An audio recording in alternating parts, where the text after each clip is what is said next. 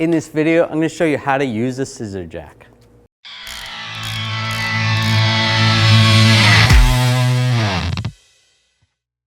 There's many different types of scissor jacks. You have this one that has a groove right in the front and a support right there. This one has another channel. Most of them have channels. This is an interesting one. Now there'll be a spot on the car where that piece is going to go. Another channel. And then also bottle jacks are going to be very similar. So why do they call this a scissor jack? Well, simply there's two pieces of metal here, and the same on the other side. And in the middle there's a threaded rod. And so like a pair of scissors, when you tighten this threaded rod, it brings these pieces together and it's going to open up just like that. And as that opens up, the center of the jack is going to go up. Just like that. And to go down, you just unscrew the threaded rod and it goes down. You want to make sure your car's in a good location. You don't really want to be on a hill. You don't want to be in the dirt. You really want to be on pavement so that it is safe. Make sure you chalk the wheels either with a piece of wood or find something to prevent the wheels from turning when you're going up. And make sure you put your parking brake on. Now, these jacks are emergency use only. They're only supposed to be for just to get you out of a jam. Don't be doing any weekend projects with these where you're going to replace a wheel bearing or a tie rod or something like that. They're just for emergencies. Now on the side of the jack, some of them actually have a key that shows you where you should place the jack. And it says right on there, don't have it on a hill or anything. Same with this one. This one's a little bit better where you should place it under the vehicle.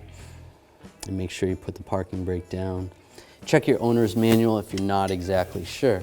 And they normally come with a tool that's going to work on the end of it. So you can raise it and lower it. And we're going to take the scissor jack and just place it under the vehicle. The pinch weld is located right here. And for this vehicle, there's two little tabs right here and right here. You want to be in between those two tabs. That's where the strongest part is to lift this.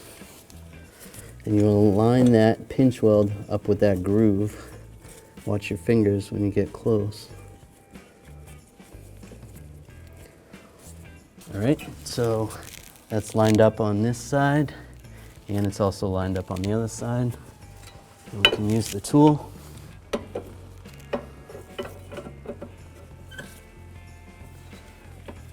And tighten it up.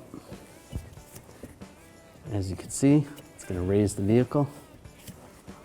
It takes a long time, but it's going to be safer doing it this way. Now, if you were changing your tire, you would have wanted to loosen those lug nuts up while the jack was still in the ground. And then you can take the tire off, swap the tire real quick. You want to work as quick as possible. You don't want the vehicle set up like this for too long. Now to lower it, you're just going to reverse. It's the same as going up. Just loosen up this screw.